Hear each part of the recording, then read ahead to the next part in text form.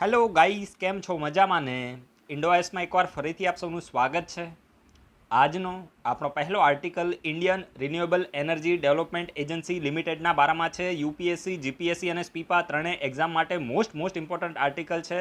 2015ની યુપીએસસીની prelim એક્ઝામમાં 2 માર્ક્સનો question, એકદમ simple question Indian renewable energy development એજન્સીના બારામાં આવ્યો હતો અને એટલા જ માટે મેં આજે આ આર્ટિકલને સિલેક્ટ કર્યો છે. તો સૌથી પહેલાં હું તમને ન્યૂઝ કહી દઉં કે અત્યારે આ Indian renewable energy development agency ન્યૂઝમાં કેમ આવી છે. તો જો ન્યૂઝમાં તો એટલા માટે આવી છે કે આ આઈઆરઈડીએ દ્વારા પોતાની ત્રીજી જે બ્રાન્ચ ઓફિસ છે તો તેને મુંબઈમાં ઓપન કરવામાં આવી છે. તો આ બ્રાન્ચ ઓફિસ ઓપન કરવામાં આવી એ એક્ઝામ માટે રેલેવન્ટ નથી, પરંતુ આપણે આ Indian renewable energy development agency છે તો એના વિશે ડિટેલમાં ઇન્ફોર્મેશન લઈએ કે આને કોના દ્વારા સેટઅપ કરવામાં આવ્યું હતું, ક્યારે સેટઅપ કરવામાં આવ્યું હતું અને આ કેવા પ્રકારની એજન્સી છે. બરાબર છે. યુપીએસસીએ એકદમ સિમ્પલ ક્વેશ્ચન પૂછ્યો હતો, 2 સ્ટેટમેન્ટ આપી દીધા હતા કે શું આ કોઈ પબ્લિક લિમિટેડ કંપની છે અને બીજું સ્ટેટમેન્ટ આપ્યું હતું કે Indian renewable energy development agency એક નોન બેન્કિંગ ફાઇનાન્સ કંપની છે. તો આ જે બંને સ્ટેટમેન્ટ છે તો થોડા કન્ફ્યુઝિંગ હતા અને એટલા માટે ઘણા બધા લોકોએ આ જે ક્વેશ્ચન હતો તેને રોંગ કરી દીધો હતો, પરંતુ એક્ઝામમાં બંને સ્ટેટમેન્ટ સાચા હતા. હવે શા માટે સાચા હતા તો એના વિશે હું તમને ઇન્ફોર્મેશન આપું છું. તો જો ઇન્ડિયન રિન્યુએબલ એનર્જી ડેવલપમેન્ટ એજન્સીએ પોતાની ત્રીજી બ્રાન્ચ ઓફિસ છે તો એને મુંબઈમાં શરૂ કરી છે. તો આના વિશે મેં તમને ઇન્ફોર્મેશન આપી. અહીંયાથી ક્વેશ્ચન નહીં બને, ક્વેશ્ચન આના વિશે જે બેઝિક ઇન્ફોર્મેશન છે તો ત્યાંથી ક્વેશ્ચન બનવાનો છે. તો સૌથી પહેલાં તમારે યાદ શું રાખવાનું છે? Indian renewable energy development agency એક પબ્લિક લિમિટેડ ગવર્મેન્ટ કંપની છે. પબ્લિક લિમિટેડ એટલે કે આનો મેજોરિટી સ્ટેક છે તો કોની પાસે છે? ગવર્મેન્ટની પાસે છે. 51%થી વધારે કોઈ પણ કંપનીનો સ્ટેક ગવર્મેન્ટ પાસે હોય તો એવી કંપનીને આપણે શું કહીએ છીએ? પબ્લિક લિમિટેડ કંપની કહીએ છીએ. તો આના વિશેની તમને ઇન્ફોર્મેશન હશે. બરાબર છે. તો આ એક પબ્લિક લિમિટેડ ગવર્મેન્ટ કંપની છે. હવે જો આ જે પહેલું સ્ટેટમેન્ટ છે ને આમાંથી જ યુપીએસસીએ 2015માં ક્વેશ્ચન પૂછ્યો હતો. બરાબર છે. જો આટલે છે ને અડધું સ્ટેટમેન્ટ, એક પહેલું સ્ટેટમેન્ટ પતી ગયું હતું અને બાકીનું અહીંયાથી બીજું સ્ટેટમેન્ટ પૂછ્યું હતું કે જે આ Indian renewable energy development agency છે તો એક નોન બેન્કિંગ ફાઇનાન્સ કંપની છે. તો એ પણ સ્ટેટમેન્ટ સાચું હતું. તમે જોઈ શકો છો કે બંને સ્ટેટમેન્ટ એકદમ સિમ્પલ ક્વેશ્ચન યુપીએસસીએ પૂછ્યો હતો. તો હવે તમને ઇન્ફોર્મેશન મળી. તો હવે જો જીપીએસસી છે ને એક વસ્તુ યાદ રાખજો, જે પીઆઈ, ડીવાયએસઓ, એસટીઆઈ જેવી એક્ઝામ છે ને એમાં યુપીએસસીએ જે ક્વેશ્ચન પૂછેલા હોય છે એમાંથી ડાયરેક્ટ ક્વેશ્ચન પૂછે છે. એમાં મારું ઓબ્ઝર્વેશન રહ્યું છે ત્યાં સુધી જે પોલિટીના ક્વેશ્ચન છે એમાં ડાયરેક્ટ ક્વેશ્ચન જીપીએસસીમાં જે યુપીએસસીનું એક્ઝામ હતી તો એમાંથી પોલિટીના ક્વેશ્ચન ડાયરેક્ટ પીઆઈ જેવી એક્ઝામમાં લેવામાં આવે છે. એટલા માટે તમે યુપીએસસીના ક્વેશ્ચનને પ્રાયોરિટી આપજો. બરાબર છે. તો અત્યારે આપણે ઇન્ડિયન રિન્યુએબલ એનર્જી ડેવલપમેન્ટ એજન્સીના વિશે થોડી ડિટેલમાં વધારે ઇન્ફોર્મેશન લઈએ. તો આને ક્યારે સેટઅપ કરવામાં આવ્યું હતું? તો 1987માં 1987માં આને સેટઅપ કરવામાં આવ્યું હતું. અને આની ઓફિસ ક્યાં છે? આની મેઇન ઓફિસ છે તો ન્યૂ દિલ્હીમાં આવી છે. તો આ પણ તમને ખબર પડી ગઈ. ધ એજન્સી આ જે Indian renewable energy development agency છે તો એક મિની રત્ન કંપની છે. તમને ખબર છે કે મહારત્ન આવે છે, નવરત્ન આવે છે, મિની રત્ન છે. તો એક મિની રત્ન કંપની છે ગવર્મેન્ટ ઓફ ઇન્ડિયાની. અને મેઇનલી આ કઈ મિનિસ્ટ્રીમાં આવે છે? તો ministry of new and renewable એનર્જીમાં આવે છે. તો આમાં તો કંઈ યાદ રાખવાની જરૂર નથી, તમને નામ ઉપરથી જ ખબર પડી જશે કે Indian renewable energy development agency. તો આ કઈ મિનિસ્ટ્રીમાં આવશે? તો ministry of new and renewable એનર્જીમાં આવે છે. અને મેઇનલી આની પહેલા 2 બ્રાન્ચ ઓફિસ હતી તો કઈ જગ્યાએ હતી? તો ચેન્નાઈ અને હૈદરાબાદમાં હતી. તો આ ફેક્ટ પણ તમારે યાદ રાખવાની જરૂર નથી. અહીંયાથી કોઈ ક્વેશ્ચન ના બને કે કઈ જગ્યાએ બ્રાન્ચ ઓફિસ સેટઅપ કરવામાં આવી છે. હવે આ તો ભવિષ્યમાં પણ ખુલતી રહેશે. બરાબર છે. પરંતુ આપણી માટે બેઝિક ઇન્ફોર્મેશન હોય તો એ તમને ખબર હોવી જોઈએ. અને એ જ વસ્તુ આપણે જીપીએસસી અને યુપીએસસીમાં શીખવાની હોય છે. દરેક વસ્તુ યાદ રાખવાની હોતી નથી. એક્ઝામ માટે શું રેલેવન્ટ છે એ તમારી પ્રાયોરિટી હોવી જોઈએ. અને આનું મેઇનલી કાર્ય તો બહુ જ સિમ્પલ છે. હવે તમે અહીંથી જોઈ શકો છો કે Indian renewable energy development agency. બરાબર છે. તો આનું કામ પણ બહુ જ સિમ્પલ છે કે જે પણ રિન્યુએબલ એનર્જી માટેના જેટલા પણ પ્રોજેક્ટ હોય, બરાબર છે, અને ખાસ કરીને એનર્જીની એફિશિયન્સી માટે, એનર્જીના કન્ઝર્વેશન માટે જે પણ પ્રોજેક્ટ હોય તો એ પ્રોજેક્ટને ફાઇનાન્શિયલ આસિસ્ટન્ટ આપવાનું જે કાર્ય છે તો આ Indian renewable energy development agency દ્વારા કરવામાં આવે છે. તમને ખબર છે કે નોન બેન્કિંગ ફાઇનાન્સ કંપનીનું કામ જ જે લોન આપવાનું ને એ બધું હોય છે. સમજી ગયા? તો જે પણ પ્રોજેક્ટ રિન્યુએબલ એનર્જી સેક્ટરના છે તો એને ફાઇનાન્શિયલ આસિસ્ટન્ટ પ્રોવાઈડ કરવાનું જે કાર્ય છે તો આ Indian renewable energy development agency દ્વારા કરવામાં આવે છે. તો આ બેઝિક ઇન્ફોર્મેશન તમને બધાને યાદ રહી ગઈ હશે. અને આ છે ને આ સિમ્પલ વસ્તુ કહેવાય. અહીંયા તો દરેક લોકો આ પ્રકારના ક્વેશ્ચન છે, આ પ્રકારના સ્ટેટમેન્ટ છે તો એને ટેકલ કરી શકે છે. પરંતુ જે ઉપરવાળું મેં તમને કીધું કે તમને એક રીતે એવું લાગે કે ભાઈ આ ગવર્મેન્ટની કંપની, ગવર્મેન્ટ છે, ગવર્મેન્ટનું ઓર્ગેનાઇઝેશન છે તો નોન બેન્કિંગ ફાઇનાન્સ કંપની કઈ રીતે હોઈ શકે? અને આ જ પ્રકારનો જે ડાઉટ છે તો એ ક્યાંક ને ક્યાંક ક્વેશ્ચનને રોંગ કરાવે છે. પરંતુ એક વસ્તુ યાદ રાખવાની કે જે નોન બેન્કિંગ ફાઇનાન્સ કંપની છે તો ગવર્મેન્ટની પણ હોઈ શકે છે. તો એ વસ્તુ તમારે અત્યારે નોટ ડાઉન કરી દેવાની છે. ક્યારે સેટઅપ કરવામાં આવી હતી? તો 1987માં આને સેટઅપ કરવામાં આવી હતી. તમને બધાને બેઝિક ઇન્ફોર્મેશન મળી ગઈ હશે. બરાબર છે. હવે આપણે નેક્સ્ટ આર્ટિકલને ડિસ્કસ કરીએ. પિનાકાના બારામાં છે. પિનાકા છે ને આના વિશે આપણે ઓલરેડી પહેલા પણ આર્ટિકલ ડિસ્કસ કરેલો છે. અત્યારે જો ન્યૂઝ તો એટલા ઇમ્પોર્ટન્ટ નથી, ખાસ કરીને જે ડીઆરડીઓ છે તો એના દ્વારા ડિફેન્સ મિનિસ્ટ્રીના જે director general of quality assurance છે તો એને ઓથોરિટી હોલ્ડિંગ સીલ્ડ પર્ટિક્યુલર છે તો એ સબમિટ કરવામાં આવ્યું છે, તો એક્ઝામ માટે એ રેલેવન્ટ નથી. આપણી માટે આ પિનાકા શું છે ખૂબ જ ઇમ્પોર્ટન્ટ છે. જીપીએસસીએ ક્વેશ્ચન પૂછેલો છે, જીપીએસસીએ પિનાકાના બારામાં ક્વેશ્ચન પૂછેલો છે, એટલા માટે અત્યારે હું ફરીથી આને કવર કરું છું. હજુ પણ ભવિષ્યની અંદર જે પીઆઈની એક્ઝામ થવાની છે, એસટીઆઈની એક્ઝામ થવાની છે, જીપીએસસી ક્લાસ 1 2 છે અને યુપીએસસીમાં પણ આવી શકે છે, બરાબર છે. તો સૌથી પહેલાં તમારે નોટ ડાઉન શું કરવાનું છે કે પિનાકા શું છે, એક રોકેટ લોન્ચિંગ સિસ્ટમ છે. યાદ રાખજો, માની લો કે આ એક ટ્રક છે, તો આ ટ્રકની પાછળ આવી રીતે છે ને, તમે ગૂગલમાં જઈને આનો ફોટો જોઈ લેજો એટલે તમને યાદ આવી જશે. આ છે ને અહીંયા આ ટ્રક છે અને ટ્રકની પાછળ અહીંયા છે ને રોકેટ લગાવેલા છે, સમજી ગયા? તો પિનાકા એક પ્રકારનું રોકેટ લોન્ચિંગ સિસ્ટમ છે. બસ આટલું તમે યાદ રાખજો. પિનાકા શું છે, એક રોકેટ લોન્ચિંગ સિસ્ટમ છે. Pinaka is a free flight artillery rocket system having range of 37.5 kilometre. GPSC માટે તમારે રેન્જને ખાસ નોટ ડાઉન કરવાની છે. જીપીએસસી રેન્જ ઉપર, એના સિવાય પેલોડ ઉપર, એના સિવાય કોના દ્વારા ડેવલપ કરવામાં આવી છે, આ બધા ક્વેશ્ચન જીપીએસસી દ્વારા પૂછવામાં આવતા હોય છે. તો તમારે આ જે રેન્જ છે તો એને પણ નોટ ડાઉન કરવાની છે કે આની રેન્જ કેટલી છે. 37.5 મીટર છે. તમને યુપીએસસી અથવા તો જીપીએસસી કન્ફ્યુઝ કરવા હોય તો તમને 200 મીટર આપી દે છે, અથવા તો માની લો કે 2 કિલોમીટર આપી દે, તો આ રીતે તમે કન્ફ્યુઝ થઈ શકો છો. તો તમારે યાદ રાખવાનું છે કે 37.5 કિલોમીટર આની રેન્જ છે. તો આ તમે નોટ ડાઉન કરી દીધું. The Pinaka rocket are launch from the multi barrel rocket launcher which has capacity to launch 12 rockets in 44 second. એટલે કે 44 સેકન્ડમાં આ જે પિનાકા રોકેટ લોન્ચિંગ સિસ્ટમ છે તો એ 12 જેટલા રોકેટ છે તો એને ફાયર કરી શકે છે, લોન્ચ કરી શકે છે. તો આ તમારે યાદ રાખવાનું છે. 12 જેટલા રોકેટને ફક્ત 44 સેકન્ડની અંદર રોકેટ લોન્ચ કરી શકે છે. The weapon system is design and develop by. હવે આ છે ને, આમાં તમારે કઈ લેબ દ્વારા આને ડિઝાઇન અને ડેવલપ કરવામાં આવ્યું છે તમારે યાદ રાખવાની જરૂર નથી.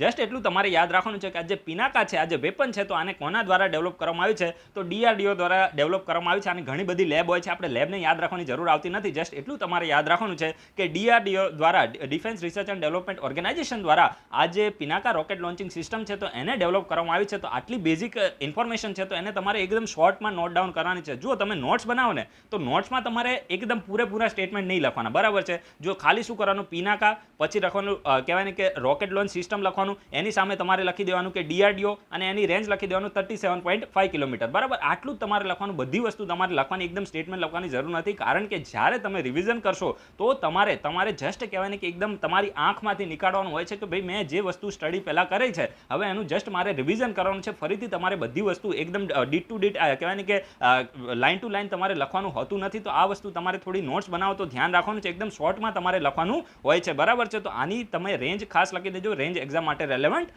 થાય છે, બરાબર. હવે આ પિનાકા ન્યૂઝમાં આવ્યું ને તો હવે હું આની સાથે લિંક કરીને તમારું બહુ જ સારો એવો જે કોન્સેપ્ટ છે તો એને આજે હું ક્લિયર કરાવવા માંગુ છું. અને આ જે કોન્સેપ્ટ છે તો એ તમને મેન્સમાં પણ કામમાં આવશે અને ઇન્ટરવ્યૂમાં પણ તમને ક્વેશ્ચન પૂછવામાં આવશે. તો તમે એક કહેવાય ને કે ઇન્ટેલેક્ચ્યુઅલ તરીકે તમારી જે પર્સનાલિટી છે તો એને પ્રેઝન્ટ કરી શકશો. જો આ વિડીયોના કમેન્ટ બોક્સમાં તમારે છે ને થોડો અઘરો ક્વેશ્ચન છે, પરંતુ તમારા એફર્ટ્સ લગાવીને કહેવાનું છે કે બેલિસ્ટિક મિસાઇલ અને ક્રૂઝ મિસાઇલ, તમે ઘણી વખત ન્યૂઝમાં સાંભળ્યું હશે કે બેલિસ્ટિક મિસાઇલ છે, ક્રૂઝ મિસાઇલ છે. તો આજે તમે એક થોડા એફર્ટ્સ લગાવો, આ વિડીયોના કમેન્ટ બોક્સમાં કહો કે બેલિસ્ટિક મિસાઇલ અને ક્રૂઝ મિસાઇલ વચ્ચે બેઝિક ડિફરન્સ શું હોય છે. બહુ સાદી ભાષામાં તમારે કહેવાનું છે, બહુ જાર્ગનને યુઝ કરવાના નથી. તમે ગૂગલમાં જઈને સર્ચ કરજો, કોઈ વાંધો નથી. આપણે કોઈ સાયન્ટિસ્ટ નથી, હું પણ સાયન્ટિસ્ટ નથી, તમે પણ સાયન્ટિસ્ટ નથી, આપણે કોઈ પીએચડી કરવાની નથી, બરાબર છે. આપણે કોઈ કહેવાય ને કે બેલિસ્ટિક મિસાઇલ કે ક્રૂઝ મિસાઇલ બનાવવાની નથી, પરંતુ તમને બેઝિક ડિફરન્સ ખબર હોવી જોઈએ કે ક્રૂઝ મિસાઇલ શું હોય છે, બેલિસ્ટિક મિસાઇલ શું હોય છે, જેથી કરીને તમને કંઈ પણ પૂછવામાં આવે તો તમે એટલીસ્ટ એનો થોડો તો આન્સર આપી દો. આપણે એકદમ બ્લન્ડર કરવાનું હોતું નથી, બરાબર છે. એટલે ક્યારે પણ પીએચડી નહીં કરવાની. બેલિસ્ટિક મિસાઇલ કેમ બને છે એ આપણે સ્ટડી કરવા જવાનું નથી, પરંતુ તમને બેઝિક ડિફરન્સ ખબર હોવી જોઈએ કે બેલિસ્ટિક મિસાઇલ આને કહેવાય, ક્રૂઝ મિસાઇલ આને કહેવાય. તમે પૃથ્વી મિસાઇલનું નામ સાંભળ્યું હશે તો એક પ્રકારની બેલિસ્ટિક મિસાઇલ છે, પરંતુ બ્રહ્મોસ મિસાઇલનું નામ સાંભળો તો એ છે ને બ્રહ્મોસ એ ક્રૂઝ મિસાઇલ છે. તો આ બંને વચ્ચે બેઝિક ડિફરન્સ શું હોય છે એ તમને ખબર હોવી જોઈએ. તો દરેક લોકો આન્સર આપવાનો પ્રયત્ન કરજો અને કહેવાય ને કે ગૂગલમાં તમે સર્ચ કરીને પણ આન્સર આપજો, કારણ કે આ થોડો કહેવાય ને કે અઘરો કોન્સેપ્ટ છે, મને ખબર છે, પરંતુ દરેક લોકોએ તમારે છે ને એક વખત તમે સર્ચ કરશો અને તમારી નોટમાં નોટ ડાઉન કરશો અને કમેન્ટ કરશો તો તમને હંમેશા માટે યાદ રહી જશે. કારણ કે જ્યારે એફર્ટ્સ લગાવો તો એ એફર્ટ્સનું હંમેશા તમને રિઝલ્ટ મળતું હોય છે. હવે જે લોકોના એફર્ટથી આપણી ચેનલ ચાલે છે એ ફ્યુચર આઈએએસ, આઈપીએસ અને ડેપ્યુટી કલેક્ટરના આપણે જે નામ છે તો એને રેકગ્નાઇઝ કરીએ, કારણ કે આ લોકોના એફર્ટ્સ જ મને ડેલી વિડીયો બનાવવા માટે મોટિવેટ કરે છે. અધરવાઇઝ આપણા વિડીયો છે તો અત્યાર સુધી બંધ થઈ ગયા હોત, બરાબર છે. તો જયદીપ મહિદા દ્વારા સૌથી પહેલા આન્સર આપવામાં આવે છે. રાઠોડ રવિ છે, હિના ગોસ્વામી છે, પ્રિયા મદાકે છે, કરાના બ્રહ્મભટ્ટ છે, આરચી પટેલ છે, ભૂમિ ડગારા, ચિરાગ વાઘેલા, પૂજા વાલા, વર્ષા ભાટી, સાર્થક વાઘેલા, સુકૃતિ રાઠવા, વનરાજસિંહ ચાવડા, ચિંતન મહેતા, રાફિયા વાજા, ઉર્વિશ ભુવા, રીદમ પટેલ, હરેશ ખંત, સૂરજ ગોસાઈ, કોમલ ઠાકોર, શાંતિ ઓદેદરા, ભક્તિ ગજ્જર, સેજલ ઠાકોર, ધારા ગમોદ, મોહિની પરમાર, માનસી વ્યાસ, અનિત પટેલ, નિસર્ગ રાવલિયા, ચિંતન બાપુ, વિશાલ ડાભી, સુનિલ કુમાર, ભૂમિકા મહેરિયા, વિશાલ પ્રજાપતિ, મોનિલ પટેલ, આ બધા આપણા જે રિસ્પેક્ટેડ મેમ્બર છે એકદમ ડિટેલમાં આન્સર આપી રહ્યા છે. બીજા લોકોએ પણ મોટિવેટ થવાની જરૂર છે. આ લોકો આટલા એફર્ટ્સ લગાવી રહ્યા છે, તમે પણ આ વસ્તુ કરી શકો છો. અને દરેક લોકોમાં આટલી એબિલિટી છે અને કહેવાય ને કે દરેક લોકો આન્સર આપવાનો જેટલો પ્રયત્ન કરશો, જેટલા તમે એફર્ટ્સ લગાવશો, એટલું હું વધારે સારો એવો કન્ટેન્ટ લઈને આવવા માટે મોટિવેટ થઈશ. બરાબર છે? તો દરેક લોકો તમારા તરફથી એફર્ટ્સ લગાવો અને વિડીયો ગમે તો એટલીસ્ટ લાઇક જરૂર કરો. બરાબર છે? એના પછી જે નેક્સ્ટ આર્ટિકલ છે ને તો એ બોત્સવાનાના બારામાં છે. બરાબર છે? બોત્સવાના એ આફ્રિકાની એક કન્ટ્રી છે, એક લેન્ડલોક કન્ટ્રી છે. એક્ઝામ માટે ખૂબ જ રેલેવન્ટ છે. આની જિયોગ્રાફી પણ રેલેવન્ટ છે. ખાસ કરીને જે કાલાહારી ડેઝર્ટ છે તો એમાં લગભગ 70% આ બોત્સવાના કન્ટ્રીનો પોર્શન આવી જાય છે. અને અત્યારે ન્યૂઝમાં કેમ આવ્યું છે તો બોત્સવાનામાં સાયનોબેક્ટેરિયાની હિસાબે લગભગ 300 જેટલા જે હાથી છે તો એ બોત્સવાનામાં મૃત્યુ પામ્યા છે. અને આના વિશેની જે ઇન્ફોર્મેશન છે તો એ ખાસ કરીને કોના દ્વારા આપવામાં આવી છે તો બોત્સવાનાના જે ઓફિશિયલ છે તો એના દ્વારા આ પ્રકારની જે ઇન્ફોર્મેશન છે તો આપવામાં આવી છે. જુલાઈ મહિનામાં આના વિશેની ઇન્ફોર્મેશન આવી હતી કે 300 જેટલા જે હાથી છે તો એની મૃત્યુ થયું છે, પરંતુ ત્યારે રીઝન ખબર નથી પડી. બરાબર છે? ત્યારે કહેવાય કે રિસર્ચ ચાલુ હતું કે ભાઈ હાથી મરી ગયા આટલા બધા, તો એની પાછળનું બેઝિક રીઝન શું હતું. તો અત્યારે ત્યાંના ઓફિશિયલે કન્ફર્મ કર્યું છે કે સાયનોબેક્ટેરિયાની હિસાબે આ જે હાથીઓ છે તો એનું મૃત્યુ થયું છે. અને આ જે સાયનોબેક્ટેરિયા શું આ તમને ખબર હોવી જોઈએ. એક પ્રકારની માઇક્રો ઓર્ગેનિઝમ છે. સમજી ગયા ને? માઇક્રો ઓર્ગેનિઝમ છે. મેઇનલી જે સાયનોબેક્ટેરિયા છે તો એ ક્યાં જોવા મળે છે તો વોટરની અંદર જોવા મળે છે. ખાસ નોટ ડાઉન કરજો. મેઇનલી આ જે સાયનોબેક્ટેરિયા છે એક પ્રકારનું માઇક્રો ઓર્ગેનિઝમ છે. માઇક્રો ઓર્ગેનિઝમ કોને કહેવાય ખબર છે ને? ખાસ કરીને જે પણ ઓર્ગેનિઝમ ખૂબ જ નાનું હોય, એકદમ સ્મોલ હોય અને જેને જોવું હોય, જે માઇક્રોસ્કોપનો યુઝ કરીને જ આપણે એને વિઝિબલ એટલે કે એને જોઈ શકીએ તો એને આપણે માઇક્રો ઓર્ગેનિઝમ કહીએ છીએ. બરાબર છે? એક પ્રકારનું ઓર્ગેનિઝમ એટલે સજીવ. બરાબર છે? માઇક્રો એટલે નાના. તો એક પ્રકારના માઇક્રો ઓર્ગેનિઝમ છે. મેઇનલી આ એક પ્રકારના બેક્ટેરિયા છે, સાયનોબેક્ટેરિયા. અને આને જોવા હોય તો તમારે માઇક્રોસ્કોપનો યુઝ કરવો પડે છે. મેઇનલી આ ક્યાં જોવા મળે છે તો મેઇનલી આ જે સાયનોબેક્ટેરિયા છે તો એ ખાસ કરીને વોટરની અંદર જોવા મળે છે, પરંતુ ક્યારેક સોઇલમાં પણ જોવા મળે છે. ખાસ નોટ ડાઉન કરજો. ક્યારેક આ જે સાયનોબેક્ટેરિયા છે તો એ સોઇલમાં જોવા મળે છે. સમજી ગયા? તો આ બેઝિક ઇન્ફોર્મેશન તમને ખબર પડી ગઈ. તો હવે થોડી આપણે વધારે ઇન્ફોર્મેશન લઈએ. The toxin in the water produced by the cyanobacteria killed more than 300 elephants in the Botswana this year, officials said while announcing this result of an investigation into the death which had baffled the conservationist. બરાબર છે? તો આ statement તો મેં તમને પહેલા પણ સમજાવ્યું છે કે જે બોત્સવાના ઓફિશિયલ છે તો એને કન્ફર્મ કર્યું છે કે આ જે સાયનોબેક્ટેરિયા છે તો એના હિસાબથી શું થયું કે જે વોટર હોય તો એની અંદર ટોક્સિન એટલે કે ઝેરી પદાર્થ છે તો એ પ્રોડ્યુસ થયો અને એને કન્ઝ્યુમ કરવાથી જે 300 જેટલા જે હાથીઓ છે તો એની મૃત્યુ થઈ છે. તો આપણે સાયનોબેક્ટેરિયા વિશે મેં તમને પહેલાં ઇન્ફોર્મેશન આપી કે એક પ્રકારનું માઇક્રોસ્કોપિક ઓર્ગેનિઝમ છે અને જે મેઇનલી જે વોટર છે તો એની અંદર કોમન હોય છે, પરંતુ જે જમીન છે તો એની અંદર પણ જોવા મળતું હોય છે. અને બોત્સવાનાની જિયોગ્રાફી વિશે આપણે થોડી ઇન્ફોર્મેશન લઈએ તો આ એક લેન્ડલોક કન્ટ્રી છે. કેવી કન્ટ્રી છે? નોટ ડાઉન કરજો. લેન્ડલોક કન્ટ્રી છે. ડાયરેક્ટ ક્વેશ્ચન બનવાનો છે. બોત્સવાના ન્યૂઝમાં છે. એક લેન્ડલોક કન્ટ્રી છે અને ક્યાં છે તો સદર્ન આફ્રિકા, જે આફ્રિકન કોન્ટિનેન્ટ છે તો એમાં ખાસ કરીને તમે જોયું હશે તો મેપમાં તમે એક વખત જઈને આને લોકેટ પણ કરી લેજો. જે સાઉથ આફ્રિકા છે તો એની નોર્થ સાઇડ જે આ બોત્સવાના કન્ટ્રી આવે છે, એક લેન્ડલોક કન્ટ્રી છે સદર્ન આફ્રિકામાં. બરાબર છે? અને આની 70% ટેરેટરી શામાં છે? કાલાહારી ડેઝર્ટમાં છે. બરાબર છે? કાલાહારી ડેઝર્ટમાં આની 70% આની જે ટેરેટરી છે એટલે કે જે જમીન છે તો એ કાલાહારી ડેઝર્ટમાં આવે છે. Botswana has world the largest elephant population. ખાસ નોટ ડાઉન કરજો. મોસ્ટ ઇમ્પોર્ટન્ટ સ્ટેટમેન્ટ છે. સમગ્ર વિશ્વમાં સૌથી વધારે હાથીઓની પોપ્યુલેશન, સૌથી વધારે હાથીઓની સંખ્યા ક્યાં જોવા મળે છે તો બોત્સવાનામાં જોવા મળે છે. એસ્ટિમેટેડ અરાઉન્ડ 1,30,000, 1,30,000 જેટલી જે પોપ્યુલેશન છે, હાથીઓની પોપ્યુલેશન તે બોત્સવાનામાં જોવા મળે છે, જે વિશ્વમાં સૌથી વધારે છે. It is Africa's oldest continuous democracy. અને જે આફ્રિકન કોન્ટિનેન્ટ છે તો એમાં સૌથી જૂની કન્ટિન્યુઅસ એટલે કે હજુ પણ ચાલતી એવી ડેમોક્રેસી છે. સૌથી ઓલ્ડેસ્ટ અને કન્ટિન્યુઅસ આફ્રિકાની ડેમોક્રેસી છે. તો આ બેઝિક ઇન્ફોર્મેશન તમને ખબર હોવી જોઈએ. અને બોત્સવાનાને કઈ કન્ટ્રીની બાઉન્ડ્રી ટચ થાય છે તો એના વિશે ઇન્ફોર્મેશન લઈએ તો ખાસ કરીને નામીબિયા છે, એના સિવાય સાઉથ આફ્રિકા છે, ઝિમ્બાબ્વે છે અને ઝામ્બિયા છે. તો આ 4 કન્ટ્રીને તમે નોટ ડાઉન કરજો અને એક વખત તમારી ફરજ બને છે તમે ગૂગલમાં જઈને આજે બોત્સવાના છે તો એના મેપને તમે લોકેટ કરી દો, એની જે જિયોગ્રાફી છે તો એને થોડી લોકેટ કરી દો, જેથી કરીને તમારા માઇન્ડની અંદર એ કહેવાય ને કે એક પ્રકારનું સેવ થઈ જાય અને ફ્યુચરની અંદર જ્યારે ક્વેશ્ચન આવે તો એને તમે એક વખત મેપમાં જોયું હશે તો આસાનીથી તમે એને ટેકલ કરી શકશો. તો નામીબિયા છે, સાઉથ આફ્રિકા છે, ઝિમ્બાબ્વે છે અને ઝામ્બિયા છે. તો આટલી કન્ટ્રી સાથે જે બોત્સવાના છે તો એની બાઉન્ડ્રી ટચ થાય છે. એક વખત ફરીથી બોલું છું જેથી યાદ રહી જાય. નામીબિયા, સાઉથ આફ્રિકા, ઝિમ્બાબ્વે અને ઝામ્બિયા. તો આ 4 કન્ટ્રી સાથે બોત્સવાનાની બાઉન્ડ્રી ટચ થાય છે. આફ્રિકાની લેન્ડલોક કન્ટ્રી છે, મેઇનલી સદર્ન આફ્રિકામાં આવે છે. 70% જે ટેરેટરી છે તો કાલાહારી ડેઝર્ટમાં આવે છે. તો આ બેઝિક ઇન્ફોર્મેશન તમને મળી ગઈ હશે. એના પછી જે નેક્સ્ટ આર્ટિકલ છે તો તે નેશનલ મેડિકલ કમિશનના બારામાં છે, ખૂબ જ ઇમ્પોર્ટન્ટ છે, બરાબર છે. મેડિકલ કાઉન્સિલ ઓફ ઇન્ડિયા હતું તે હવે અબોલિશ થઈ ગયું છે. તમને ખબર છે ગયા વર્ષે પાર્લામેન્ટમાં જે નેશનલ મેડિકલ કમિશન માટેનું જે બિલ છે તો એ પાસ થઈ ગયું હતું અને હવે 25 સપ્ટેમ્બર 2020થી આ નેશનલ મેડિકલ કમિશન ઇફેક્ટમાં આવી ગયું છે, બરાબર છે. તો આના વિશેની બેઝિક ઇન્ફોર્મેશન હું તમને આપવાનો છું. તો ખાસ કરીને જે મેડિકલ એજ્યુકેશન છે તો એમાં એ ફિલ્ડમાં એક મેજર હિસ્ટોરિકલ રિફોર્મ હવે શરૂ થઈ ગયો છે, કારણ કે આ નેશનલ મેડિકલ કમિશન અને એની સાથે બીજી 4 ઓટોનોમસ બોર્ડ છે તો એ હવે શું થઈ ગયા છે, ઇફેક્ટમાં આવી ગયા છે. ગયા વર્ષે આના વિશેનું બિલ પાસ થયું હતું, એટલા માટે હવે જે મેડિકલ કાઉન્સિલ ઓફ ઇન્ડિયા હતું તે શું થઈ ગયું છે, અબોલિશ થઈ ગયું છે, બરાબર છે. With this the decade old institutions of the medical council of India stands abolish. સમજી ગયા? એટલે કે જે નેશનલ મેડિકલ કમિશન હવે અસ્તિત્વમાં આવ્યું, તમને ખબર છે કે આ થોડું કોન્ટ્રોવર્શિયલ પણ રહ્યું હતું, ઘણા બધા ડોક્ટરો રસ્તા ઉપર પણ આવ્યા હતા, વિરોધ પણ થયો હતો, પરંતુ સરકારે આ જે બિલ છે તો એને એક્ટ બનાવી દીધો છે. સમજી ગયા? તો આ નેશનલ મેડિકલ કમિશન અસ્તિત્વમાં આવ્યું એટલે કે જે ડિકેડ ઓલ્ડ એટલે કે દાયકાઓ જૂનું જે મેડિકલ કાઉન્સિલ ઓફ ઇન્ડિયા હતું તે હવે શું થઈ ગયું છે, અબોલિશ થઈ ગયું છે. એટલે કે આપણે એને અબોલિશને ગુજરાતીમાં શું કહીએ, નાબૂદ થઈ ગયું છે, એ પ્રકારે આપણે કહી શકીએ. Along with the national medical commission four autonomous board, ખાસ કરીને જે યુજી મેડિકલ એજ્યુકેશન બોર્ડ છે, પીજી મેડિકલ એજ્યુકેશન બોર્ડ છે, medical assessment and rating board છે અને ethics and medical registration board છે, તો આ 4 બોર્ડ પણ અસ્તિત્વમાં આવી ગયા છે. તો આ બેઝિક ઇન્ફોર્મેશન તમને મળી ગઈ. The basic change that has happened in this regulator is now selected on merit. સમજી ગયા? યાદ રાખજો, ખૂબ જ ઇમ્પોર્ટન્ટ છે.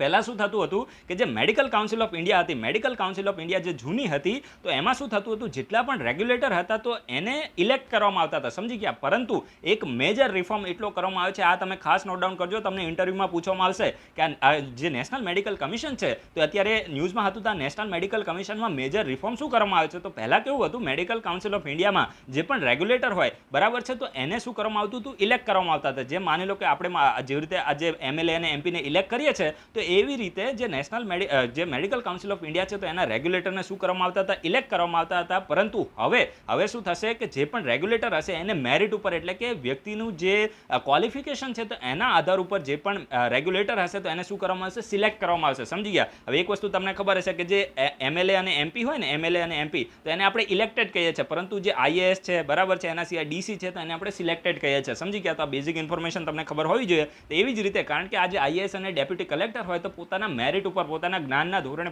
પોતાની લાયકાતના ધોરણે આ લોકો સિલેક્ટ થાય છે, બરાબર છે, અને પેલા લોકો ઇલેક્ટ થાય છે. તો આ બેઝિક ડિફરન્સ હોય છે. તો આ તમને ખબર પડી કે the notification in this regard were issues late last night on the 24th September 2020. એટલે આના રિગાર્ડિંગ જે નોટિફિકેશન છે તો 24 સપ્ટેમ્બરની લેટ નાઇટે ઇસ્યુ કરવામાં આવી છે, ઇમ્પોર્ટન્ટ નથી. અને ડૉક્ટર SC શર્મા છે જે એમ્સ દિલ્હી છે તો એના રિટાયર્ડ પ્રોફેસર છે, તો એમને જે નેશનલ મેડિકલ કમિશન છે તો એના ચેરપર્સન તરીકે નિયુક્ત કરવામાં આવે છે. 3 વર્ષ તરીકે આમને કાર્ય કરશે. તો નામ પણ તમારે યાદ રાખવાની જરૂર નથી, જસ્ટ એમની તમે યાદ રાખજો. 3 વર્ષ તરીકે 3 વર્ષ માટે આમને ઇલેક્ટ કરવામાં આવે છે. અને સાથે સાથે આ ચેરપર્સનની સાથે 10 બીજા એક્સ ઓફિશિયો મેમ્બર પણ હશે. તો કમ્પોઝિશન પણ તમારે યાદ રાખવાની છે. It may be recall that the national medical commission act 2019 pass by the parliament August 2019, બરાબર છે, ઓગસ્ટ 2019માં જે પાર્લામેન્ટ છે તો એના દ્વારા નેશનલ મેડિકલ કમિશન એક્ટ 2019 છે તો એને પાસ કરવામાં આવ્યો હતો. અને હવે આ જે નેશનલ મેડિકલ કમિશનનો એક્ટ છે તો ઇફેક્ટમાં આવી ગયો છે. કઈ તારીખથી? તો 25 તારીખથી ઇફેક્ટમાં આવી ગયો છે.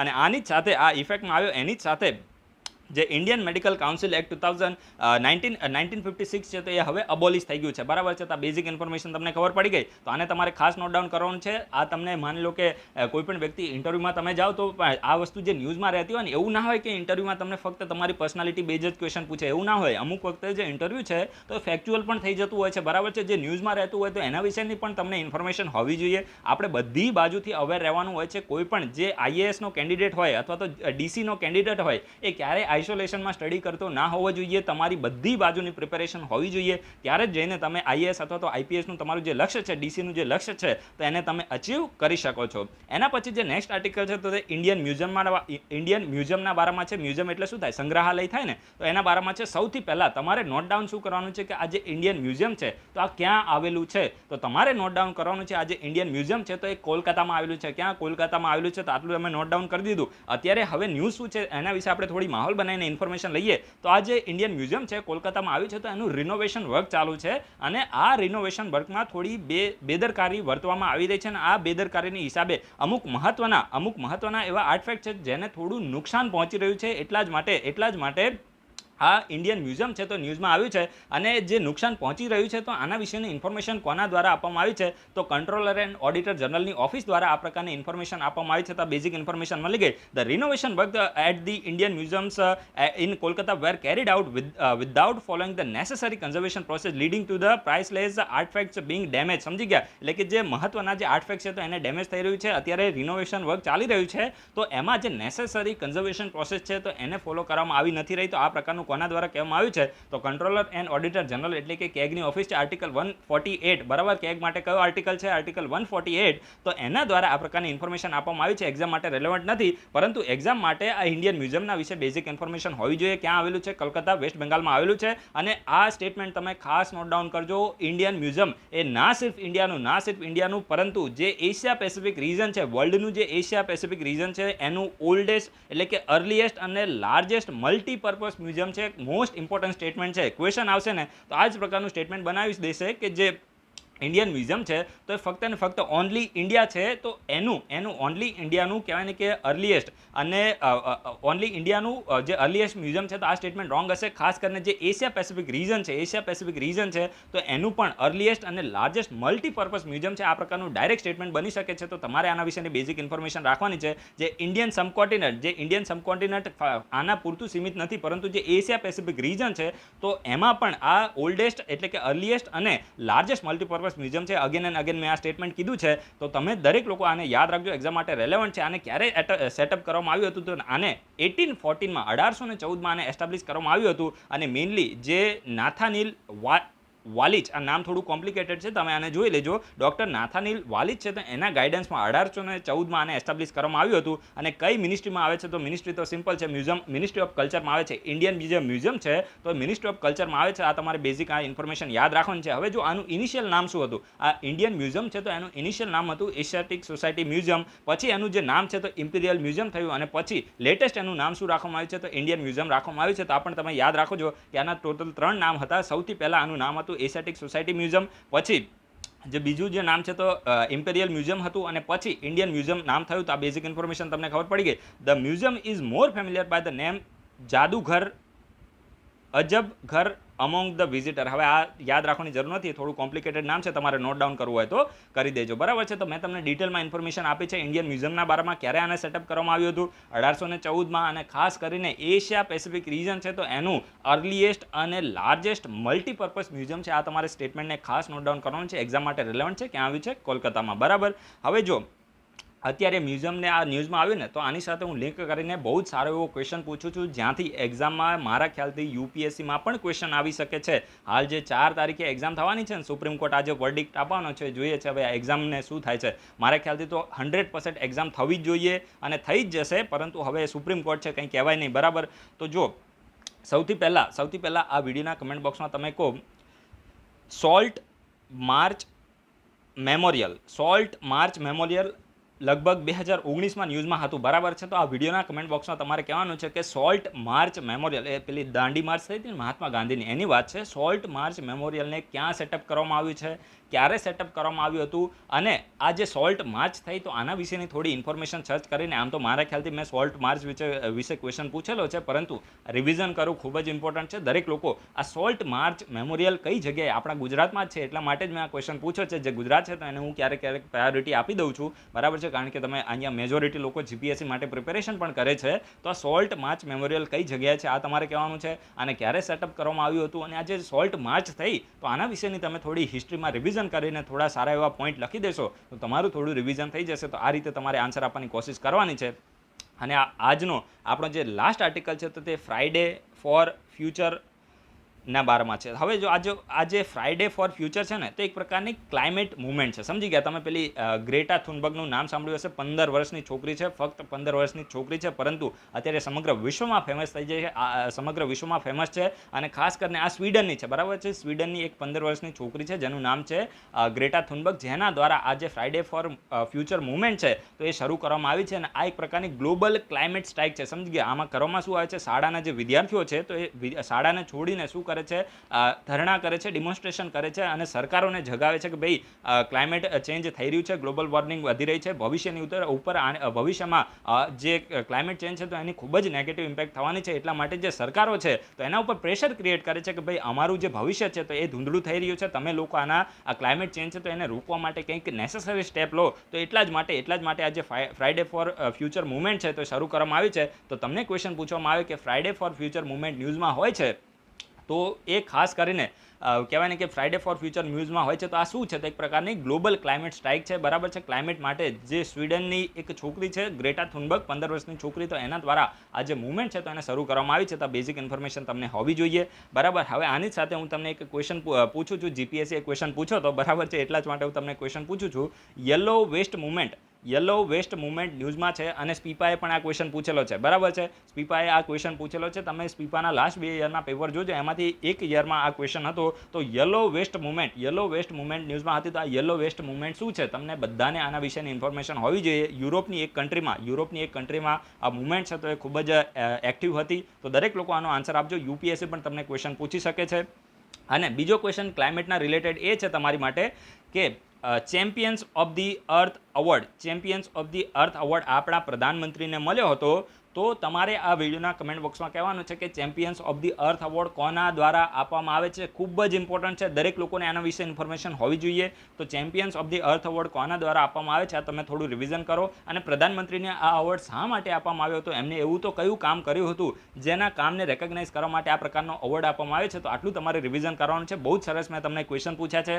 ક્વેશ્ચન આપણા બધા રેલેવન્ટ છે. તમે થોડું રિવિઝન કરશો તો ક્યારે પણ તમારું નુકસાન થવાનું નથી. એટલે દરેક લોકો આન્સર આપવાનો પ્રયત્ન કરો. જે લોકો આન્સર નથી આપતા એમને પણ મોટિવેટ કરીશ કે તમે પણ આન્સર આપો. ને એટલીસ્ટ જો આન્સર ના અપાવો હોય તો આપણને કોઈ વાંધો નથી, પરંતુ તમારી નોટ્સમાં નોટ ડાઉન કરજો. દરેકે દરેક ક્વેશ્ચન આપણા રેલેવન્ટ હોય છે, કોઈ પણ ફાલતુ ક્વેશ્ચન નથી, બરાબર છે. ક્વેશ્ચન આવશે પછી તમને પસ્તાવો થશે, એટલે ક્વેશ્ચનને તમે વેલ્યુ આપજો. આપણે કરંટ અને કન્ટેમ્પરરી અફેર્સ અને જે સ્ટેટિક પોર્શન છે એની સાથે લિંક કરીને હું તમને ક્વેશ્ચન પૂછું છું. આ વિડીયોના કમેન્ટ બોક્સમાં આપણું ઇન્સ્ટાગ્રામ અકાઉન્ટ છે, ટ્વિટર અકાઉન્ટ છે, ફેસબુક પેજ છે, ટેલિગ્રામ ચેનલ છે અને બાકી શું રહ્યું, વોટ્સઅપ ગ્રુપ છે. તો આ બધા સોશિયલ મીડિયા પ્લેટફોર્મની લિંક આપે છે. એક પણ તમે યુઝ ના કરતા હોય તો ઈમેલ કરીને પણ તમારો કોઈ ક્વેશ્ચન હોય, વાજિબ ક્વેશ્ચન હોય તો એને તમે પૂછી શકો છો. તમને આન્સર મળી જશે. એડમિન દ્વારા પર્સનલી તમને આન્સર આપવામાં આવશે, ક્યારે પણ કોલ કરવાનો હોતો નથી, બરાબર છે. તો આ બેઝિક ઇન્ફોર્મેશન તમારે યાદ રાખવાનું છે. લિંક બધાની આ વિડીયોના ડિસ્ક્રિપ્શન બોક્સમાં આપી દીધી છે, તમે ત્યાંથી જોઈન થઈ શકો છો. So guys, thanks for watching. તમારા બધાનો દિવસ શુભ જાય.